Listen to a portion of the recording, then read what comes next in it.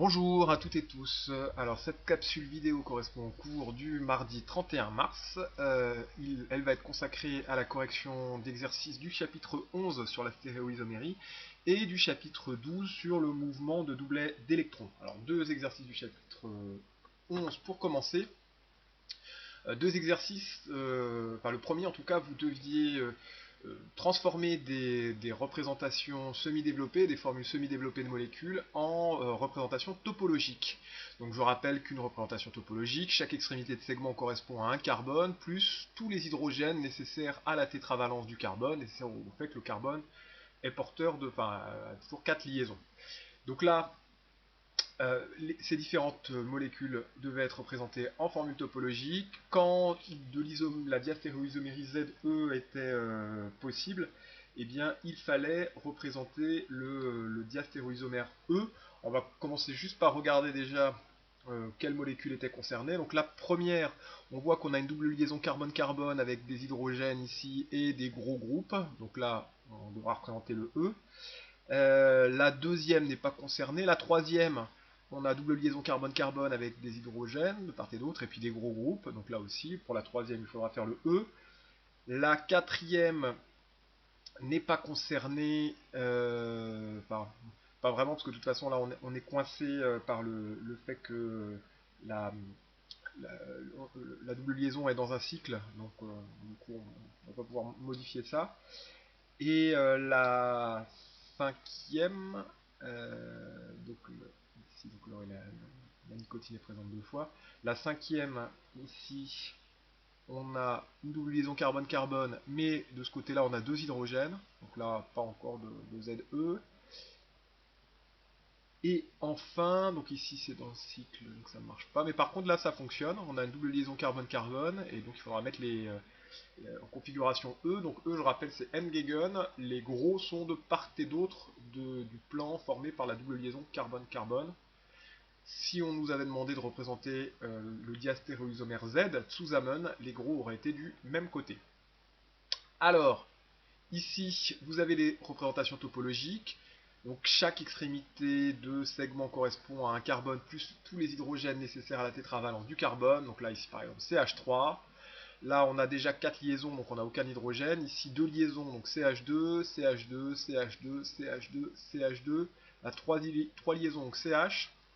CH, vous notez bien que là, on est en représentation E, ici, puisque les gros COH et puis ce gros groupe ici sont de part et d'autre de la double liaison carbone-carbone ici. Ici, donc, les chlores, on les fait apparaître accrochés au carbone, et l'autre carbone est lié à 3 hydrogènes. Ensuite, celle-ci, on a CH double liaison O, ici CH et CH. Là encore, on est bien en configuration E, puisque si on prend le plan de cette double liaison carbone-carbone, on a le gros COH et le gros ici, qui sont de part et d'autre de cette double liaison carbone-carbone. Pour le cas, donc CH3, CH, CH2, CH2, CH2, CH, CH tout court. Et ici, 4 liaisons, donc juste un C, CH, CH, CH, CH. Pour la 5, on est encore une fois sans diastéréoisomérie Z ou E, puisque ici, là, le carbone porte 2 CH3, et puis là, un H, donc on n'a pas de groupe différent. Ici, et donc là, on a CH3, CH3, C, on a 3 liaisons, donc CH, CH2, CH2, C, 3 liaisons, CH et CH2. Donc là, CH3, CH2, etc. La double liaison ici, les gros de part et d'autre du plan de la double liaison, donc on a bien le diastéréoisomère E. Alors, exercice 31.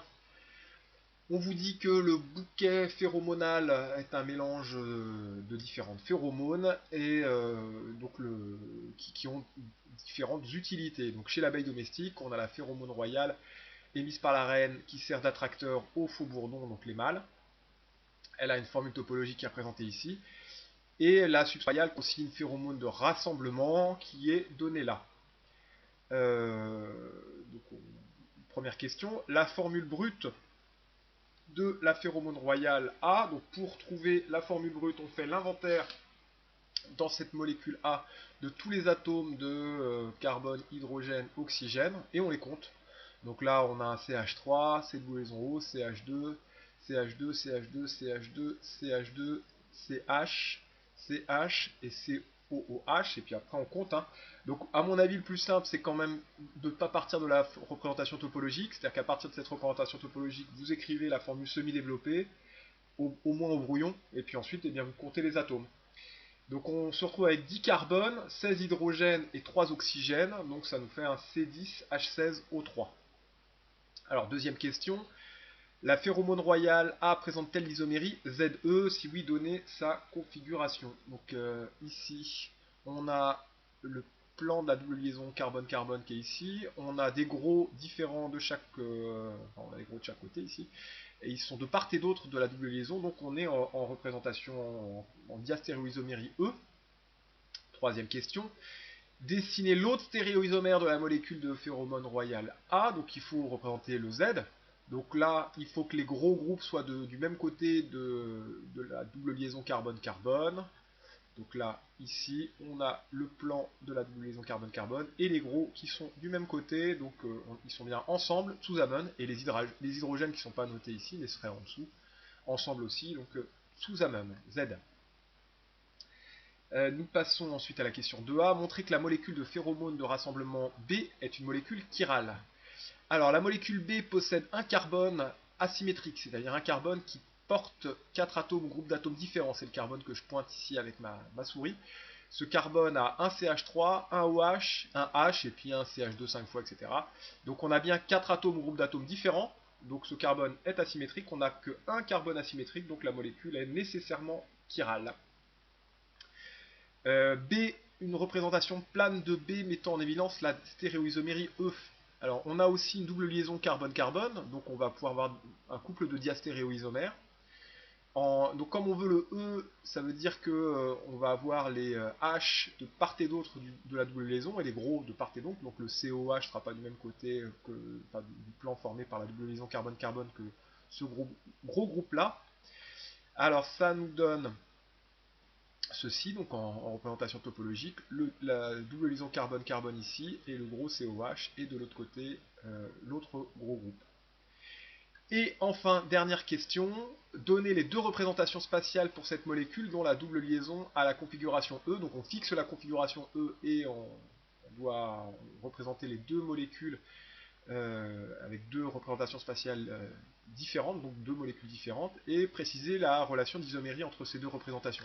Donc à la question 2A, on avait parlé d'un carbone chiral, donc on se doute bien qu'ici la relation, c'est une relation d'énantiomérie. Ici, ce qui a été choisi, c'est de faire juste une modification entre les liaisons en avant et en arrière du plan, pour représenter les deux énantiomères. Moi, ce que je préconise, c'est plutôt une représentation de crâne, avec ce carbone ici, les deux liaisons dans le plan, donc on a deux liaisons dans le plan, on met ce qu'on veut, par exemple H et OH, et puis en arrière du plan, on peut mettre le CH3 ici, et puis en avant du plan, tout ça, que vous mettez en brut, hein, pas la peine de détailler, en brut, ça nous ferait du C8H13O2. Et puis ensuite, vous mettez votre plan du miroir, et vous mettez le symétrique. Donc là encore, la représentation de crâne, symétrique, et en mettant les symétriques. Bon, évidemment ça c'est bon, mais je trouve que la méthode que je préconise depuis qu'on corrige les exercices là-dessus est meilleure parce qu'elle est plus proche de la définition.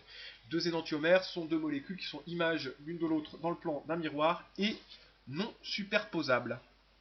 Alors on passe maintenant à la correction des exercices du chapitre 12, en commençant par les QCM pour ce chapitre 12.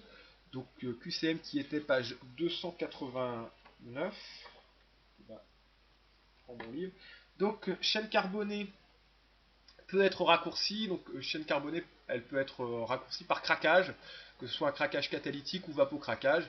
Donc la chaîne principale, hein, elle peut être raccourcie ou augmentée donc dans le cas de polymérisation, ou alors juste on conserve le nombre de carbone, mais on fait des isomères, c'est-à-dire qu'on fait ce qu'on appelle un reformage, par exemple, c'est-à-dire qu'on déplace les atomes de carbone tout en conservant le même nombre d'atomes de carbone. C'est ce qui est utilisé, par exemple, quand on veut augmenter l'indice d'octane d'une essence.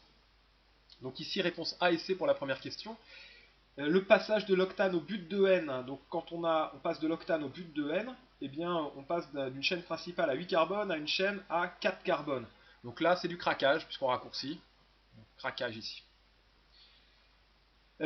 Question 3, l'éthanoate de méthyle. Alors on vous demande quelle famille. Donc comme c'est du OAT de IL, OAT de IL c'est un ester. Question 4, donc ester réponse B. Question 4, la molécule de 2,3-diméthylbutanamine. Alors là, il faut l'écrire. Hein. Donc chaîne principale 4 carbones. Ici, alors butanamine, c'est un peu imprécis hein, parce que il faudrait préciser où se trouve le groupe amine. Il y a une ambiguïté sur la position du NH2. Donc là, le nom de la molécule n'est pas correct. Donc, il faudrait dire butane-1-amine, par exemple, ou autre chose, mais en tout cas, il faudrait dire où il se trouve. Mais bon, donc on a en tout cas 4 carbones, on a un groupe amine, et on a deux substituants alkyles, qui sont des méthyles, en position 2 et en position 3. Donc chaîne principale à 4 atomes de carbone, bah ça c'est juste, la réponse A est juste, parce qu'on a un butane, donc chaîne principale à 4 carbone. 4 atomes de carbone, ça c'est faux, parce qu'on a deux groupements méthyles en position 2 et 3, donc on n'a pas 4 mais 6 atomes de carbone. Un atome d'azote, c'est juste, puisqu'on a le groupe caractéristique amine, même si on ne sait pas exactement où il est. Alors, le propanoate de méthyle, là encore un OAT de IL, donc c'est un ester, réponse A.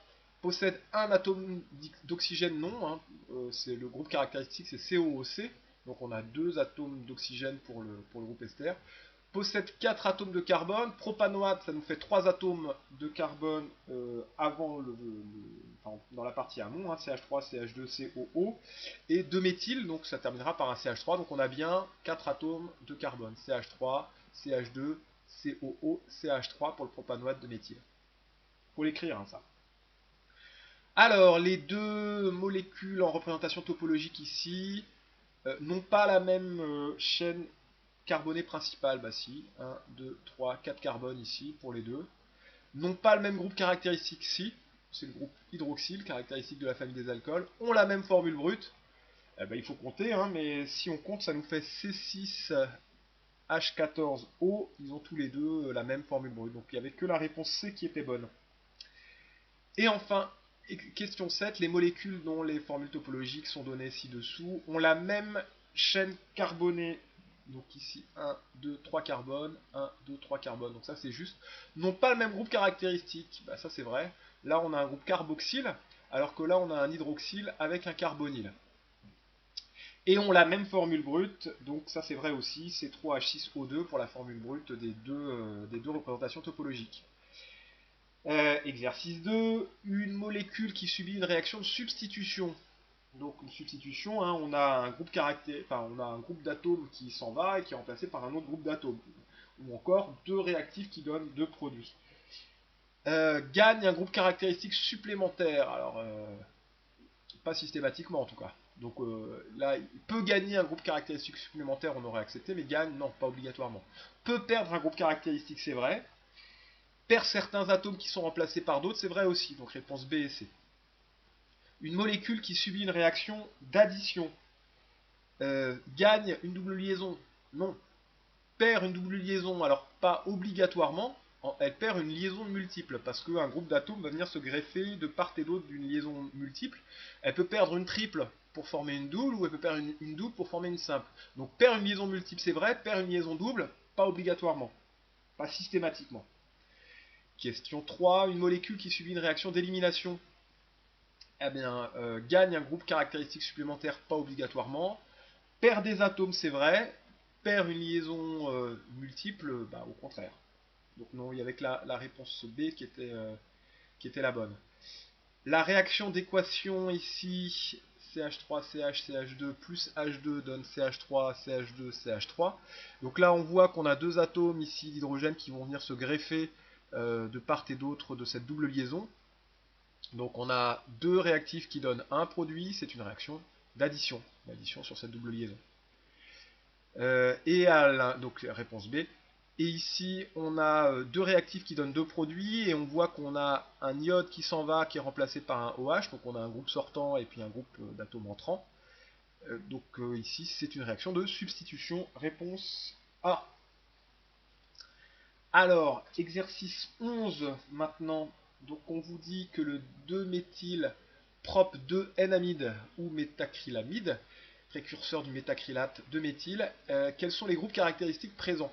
Alors à partir du nom, vous devez être capable de dire quels sont les groupes présents. Donc on va avoir le groupe amide, puisque ça se termine par amide. On peut aussi parler du groupe alcène, même si c'est plutôt de la chaîne caractéristique. Mais bon, on a un prop de N, donc on peut dire aussi qu'on a le groupe alcène. Mais en tout cas, groupe amide, il ne faut pas l'oublier. Identifier la formule topologique de cette espèce parmi celles proposées ci-dessous. Alors là, nous, on doit chercher une molécule où on aura à la fois un alcène et un groupe amide. Alors on va éliminer tout de suite le C, parce que le C n'est pas un amide, mais un amine avec un carbonyle. Ici, c'est un amine avec un carbonyle, puisque l'azote n'est pas porté par le même carbone que le carbone qui porte le carbonyle. On a un CO, CNH2. Pour avoir le groupe amide, il nous faut un CON, c'est-à-dire que l'azote et l'oxygène doivent être portés par le même carbone. Donc le C, on élimine pour ça. Alors après, A et B, on a bien l'alcène, on a bien l'amide, mais ici, pour le B, on aurait un N-méthyle, forcément, puisque le groupement méthyle est porté par un atome d'azote. Or, dans le nom, là, on n'a pas de N-méthyle, on a un 2-méthyle, ce qui veut dire que le méthyle est porté par un carbone de la chaîne principale. Là, ça colle. On a bien un 2-méthyle ici, prop 2N amide, prop 2N parce que c'est le carbone 2 qui a la double liaison. Ici, on numérote de manière à avoir la chaîne, enfin le groupe caractéristique avec le plus petit numéro. Donc là, ici, c'est le 1, 2 et 3. Donc c'est l'espèce A qui est la bonne. Alors ici, il fallait catégoriser les réactions. Alors quand on vous demande les catégories de réactions, c'est soit substitution, addition ou élimination.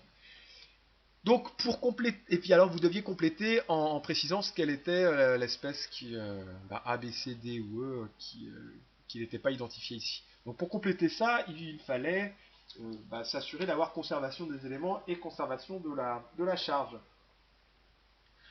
Alors ici, on a un réactif qui donne deux produits, donc on va avoir affaire à une élimination.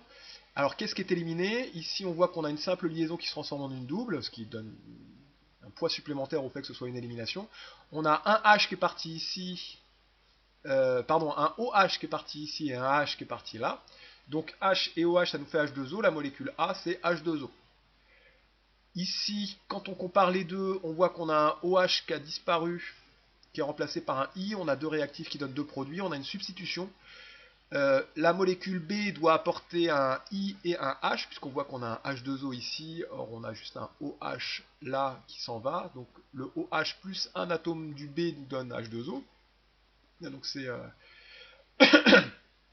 on a donc pour B HI, le H de HI va réagir avec OH pour former H2O, et le I va venir se greffer ici, ça va être le groupe entrant, et le OH le groupe sortant. Alors là, on voit qu'on a une simple liaison qui va se transformer en une double, et on a un réactif qui donne deux produits, donc là, encore une élimination. On élimine un H ici et un H là, on élimine donc un H2, donc le C ce sera un H2. Là, on a deux réactifs qui donnent un produit, donc c'est le contraire de l'élimination, c'est l'addition. Le D, la molécule D va venir se greffer de part et d'autre de cette double liaison, on n'en aura plus qu'une simple ici.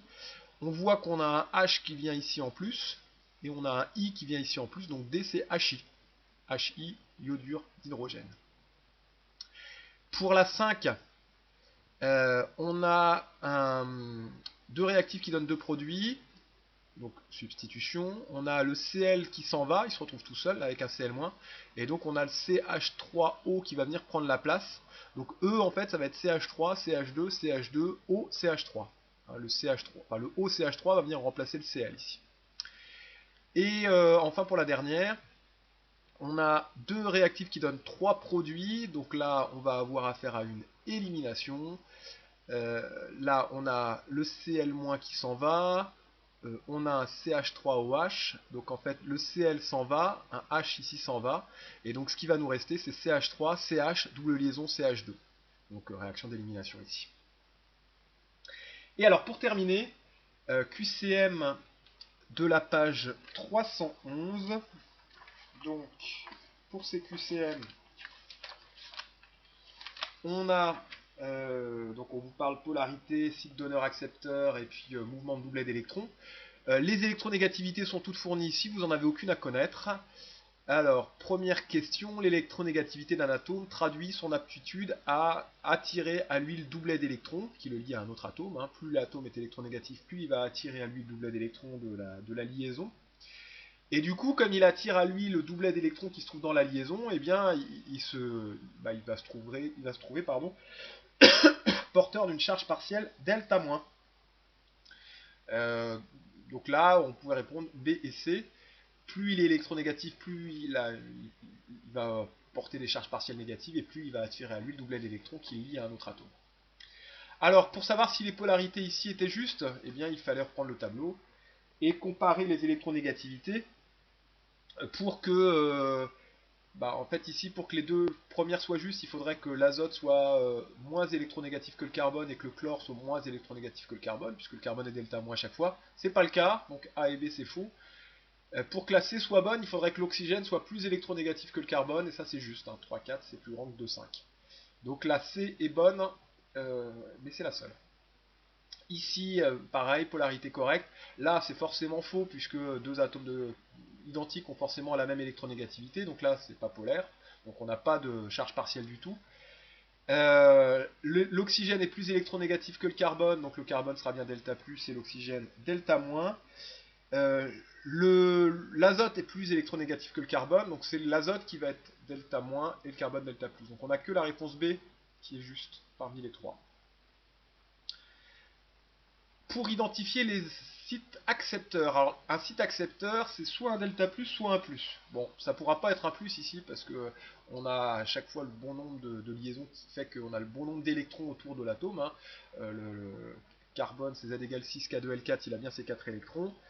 Et donc là, pour les autres, c'est pareil. Donc là, il faut repérer les carbones qui vont être delta+, c'est-à-dire les carbones qui vont être moins électronégatifs que les autres atomes avec lesquels il est lié. Donc là, le chlore est plus électronégatif que le carbone. Donc le chlore va être delta moins, le carbone delta+. Donc là, le carbone est bien un site accepteur, il est delta+. Avec le lithium, ça ne marche pas. Le carbone est plus électronégatif que le lithium. Hein. Carbone c'est 2,5, lithium c'est 1. Donc le carbone va être delta moins et Li delta plus. Donc le carbone là ne sera pas accepteur. Et pour l'oxygène, la liaison avec l'oxygène, ça marche aussi. L'oxygène est plus électronégatif que le carbone. Donc le carbone est delta plus et l'oxygène est delta moins. Donc A et C. L'ion hydrogène H+ est un site accepteur de doublet parce qu'il est porteur d'une charge de plus. L'ion hydrure est un site donneur de doublet pour deux raisons. Il a un doublet non liant et il a une charge négative ici. Donc réponse A pour la question 3. Et pour donc, dernier exercice, les flèches courbes tracées dans un mécanisme réactionnel représentent le mouvement d'un doublet d'électrons et vont du site donneur au site accepteur de doublet d'électrons. Absolument. Ou alors, mais ce n'était pas proposé ici, de la liaison à rompre à l'atome le plus électronégatif. Donc A et B ici. Alors la bonne représentation, donc les bonnes flèches courbes ici. Il faut commencer déjà par comparer les réactifs et les produits et repérer quelles sont les liaisons qui se forment et les liaisons qui se rompent. Alors quand on regarde ici, on voit qu'on a une liaison qui s'est formée entre l'oxygène et le carbone. Et on a une liaison qui a été rompue ici. On avait une liaison double, on n'en a plus qu'une simple. Donc on a deux choses à expliquer. La formation de cette liaison-là, avec ma pointe de flèche là, et la disparition de celle-ci, la rupture de celle-ci. Pour expliquer la formation de celle-là, il faut repérer un site donneur de doublet et un site accepteur. Donc là, ce sera forcément entre l'oxygène et le carbone. Le carbone va être accepteur parce qu'il est delta+, il est moins électronégatif que l'oxygène. Et l'oxygène va être donneur pour deux raisons, trois raisons même. Il est porteur d'une charge moins, enfin même deux raisons disons, et il a un doublet non liant ici. Alors la flèche courbe, elle part pas de la charge, hein. La flèche courbe c'est un mouvement de doublet d'électrons, donc ça va partir d'un doublet d'électrons. Donc là ici on élimine celle-là. Donc ça peut partir d'ici. Donc ça marcherait. Ça peut aussi partir de là. Donc là, pour la formation de la liaison, les deux fonctionnent. B et C. Pour la rupture maintenant, ça part de la liaison à rompre vers l'atome le plus électronégatif. Donc la liaison à rompre, c'est pas la liaison entre l'oxygène et l'hydrogène. Hein. La liaison à rompre, c'est cette liaison-là. C'est la double liaison ici qui est rompue. Donc là, ici, ça part de la liaison à rompre vers l'atome le plus électronégatif. Donc la bonne représentation, c'était la B. Et enfin, l'ion cyanure réagit en une seule étape avec le méthanal pour donner ça là. NCCH2, etc. Donc le méthanal, donc il est représenté ici. Donc on voit qu'on a une liaison qui se forme entre le carbone et enfin entre les deux carbones ici, entre le carbone du cyanure et le carbone du méthanal. Et en même temps, on a aussi une rupture de liaison, puisque pour le méthanal, on a une liaison double et on va se retrouver avec juste une liaison simple. Donc deux choses à expliquer, la formation de la liaison carbone-carbone et la rupture de la liaison carbone-oxygène, d'une double qui se transforme en une simple. Donc là, la première ça va pas parce que la liaison ne se fait pas entre le carbone et l'hydrogène. La deuxième ça va pas parce que la liaison ne se fait pas entre l'azote et le carbone. La troisième convient puisque ça part bien du doublet non liant du carbone pour aller vers l'autre carbone ici. Et on a une liaison à rompre entre le carbone et l'oxygène. Donc ça va bien de la liaison à rompre vers l'atome le plus électronégatif. Ici, juste un petit mot, pourquoi le carbone est porteur d'une charge moins? Carbone Z égale 6 K2L4, il a donc 4 électrons sur sa couche externe. Or, ici, on a 1, 2, 3 électrons qui participent à une liaison, donc 3, plus 2 dans le doublet non liant. Ça nous fait un total de 5 électrons. Normalement, le carbone, il a 4 électrons sur sa couche externe. Là, il en a 5, il en a donc un de trop. C'est pour ça qu'il a une charge moins. Voilà. Bonne journée, bon travail et à jeudi pour la correction des exercices que vous avez à faire pour jeudi.